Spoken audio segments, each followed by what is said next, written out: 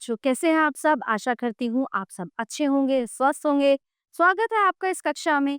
आइए आज हम पढ़ते हैं हिंदी व्याकरण का पाठ 21 निबंध। किसी विषय पर सुसंबद्ध व क्रमबद्ध रूप से लिखे गए विचारों को निबंध कहते हैं और निबंध लेखन से विद्यार्थियों की अभिव्यक्ति कौशल और भाषा शैली का विकास होता है। निबंध में लेखक अपने विचार प्रस्तुत करता है। पिछली कक्षाओं में आप निबंध लिखने में ध्यान रखी जाने वाली मुख्य बातों का अध्ययन कर चुके हैं। यहाँ कुछ महत्वपूर्ण निबंध दिए जा रहे हैं।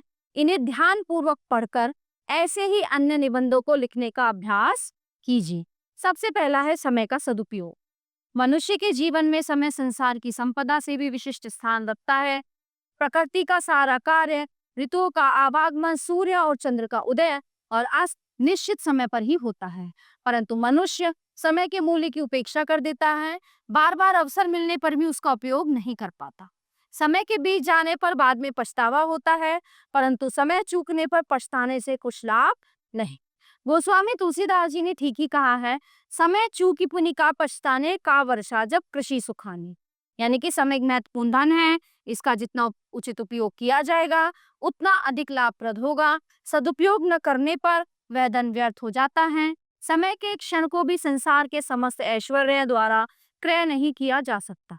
समय जो निरंतर अपने मार्ग पर चलता ही रहता है, उसे कहीं ठहराव नहीं, किसी की प्रतीक्षा नहीं। आज के वैज्ञानिक युग में मनुष्य ने अपने बुद्धिबल से प्रकृति पर विजय प्राप्त करने की शुरुआत कर ली है, परंतु समय वश में होने वाली वस्तु नहीं है। समय का महत्व तब मालूम होता है जब 2 मिनट विलंब से पहुंचने पर गाड़ी स्टेशन से छूट जाती है। इसी प्रकार परीक्षा प्रारंभ हो जाने पर परीक्षा भवन में प्रवेश नहीं करने दिया जाता तथा कक्षा में अध्यापक का कोपभाजन होना पड़ता है। समय का सदुपयोग करने से रंक राजा तथा मूढ़ विद्वान बन जाता है। जो विद्यार्थी अपने समय का ठीक प्रकार से उपयोग करते हैं वे परीक्षा में प्रथम आते हैं और विद्यार्थी जीवन विद्योपार्जन करने के लिए है। जो बालक इस समय का उचित उपयोग नहीं करते वे परीक्षा के समय पछताते। हम किसी भी महापुरुष के जीवन को देखें तो ज्ञात होगा कि समय का अच्छा उपयोग करने से ही वे इतने महान बन पाए थे। तो क्या समय को व्यर्थ खोकर ये संभव था? नहीं। छात्रों के लिए तो समय का और भी अधिक मूल्य होता है। बुद्धिमान छात्र अध्यापक द्वारा पढ़ाए गए पाठ को मनोयोग से सुनता है, परंतु आलसी या नटखट छात्र अपने मन को इधर उधर की बातों में लगाकर उस स्वर्ण अवसर को खो देते हैं। जो समय को व्यर्थ बिता देते हैं वे सारी उम्र असफलता के चक्रव्यूह में पड़े रहते हैं।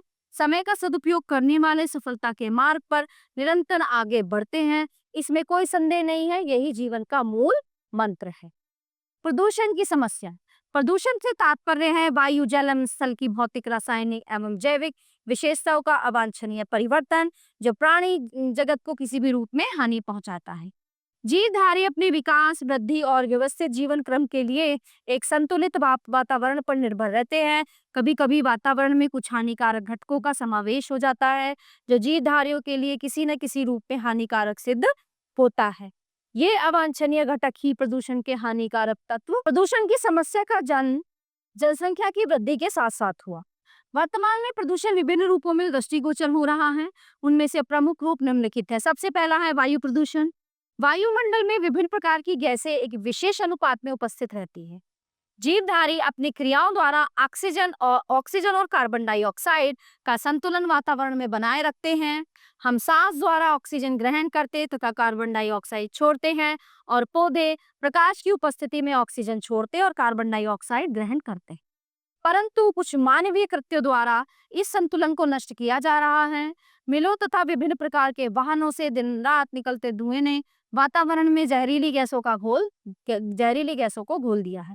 इसके परिणाम स्वरूप कभी न समाप्त होने वाले रोगों ने पृथ्वी पर घर कर लिया है। जल प्रदूषण। जल प्रदूषण का मुख्य कारण है नदियों में नगरों की गंदगी व कल कारखानों के प्रदूषित जल का बहाया जाना। कारखानों में अनेक प्रकार के रसायनों का प्रयोग किया जाता है। इन रसायनों का बचा कुचा कचरा नाले नालियों द्वारा नदियों में बहा दिया जाता है।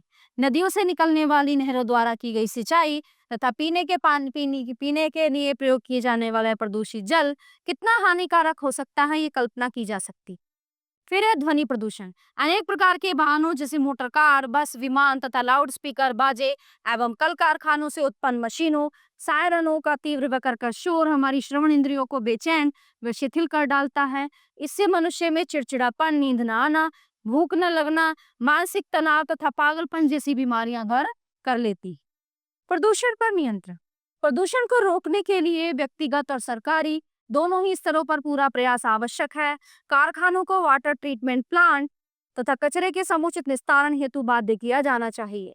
वायुमंडल को संतुलित बनाए रखने के लिए आवश्यक है कि वनों के अनियंत्रित कटाव को तत्काल रोककर वृक्षारोपण को युद्ध स्तर पर शुरू किया जाए। प्रदूषण की समस्या अत्यंत गंभीर है। यदि हमने समय रहते इस पर नियंत्रण न किया तो आने वाले वर्षों में विनाश निश्चित है। तीसरा टॉपिक है हमारा व्यायाम। स्वास्थ्य ही शरीर की शोभा है। जो व्यक्ति स्वस्थ रहता है वो सदा प्रसन्न रहता है। स्वास्थ्य के बिगड़ जाने पर शरीर को अनेक प्रकार के रोग लग जाते हैं। अतः शरीर का स्वस्थ रहना अति आवश्यक है। व्यायाम से शरीर स्वस्थ होता है। व्यायाम करने वाला कभी रोगी नहीं होता। व्यायाम कई प्रकार से किया जाता है। बच्चे खो खो, दौड़, कबड्डी आदि खेलकर व्यायाम कर सकते हैं। तैरना, दंड बैठक लगाना, फुटबॉल, हॉकी, क्रिकेट आदि खेलना युवकों के व्यायाम करने के उत्तम साधन है। बूढ़े व्यक्ति सैर करके व्यायाम की कमी को पूरा कर सकते हैं। स्त्रियों का गृह कार्य से ही व्यायाम हो जाता है। व्यायाम करने से शरीर चुस्त हो जाता है। इससे आलस से दूर रहता है तथा काम में मन लगता है। भोजन शीघ्र पच जाता है। पाचन शक्ति ठीक रहती है। पसीना आने से शरीर की गंदगी बाहर निकल जाती है। इस प्रकार रक्त का संचालन ठीक प्रकार से होता है, जिससे शरीर भी निरोग और स्वस्थ रहता है। व्यायाम करने के लिए आवश्यक है कि व्यायाम प्रतिदिन नियम पूर्वक किया जाए। व्यायाम उतना ही किया जाना चाहिए जिससे थकान न हो। व्यायाम खुले स्थान पर करना चाहिए। व्यायाम करने से तुरंत पहले भोजन नहीं करना चाहिए और न ही तुरंत पश्चात स्नान करना चाहिए। व्यायाम करते समय नाक से सांस लेनी चाहिए और मुंह से छोड़नी चाहिए। शरीर का निरोग या स्वस्थ रहना ही सबसे बड़ा सुख है। शरीर का प्रभाव मन पर भी पड़ता है।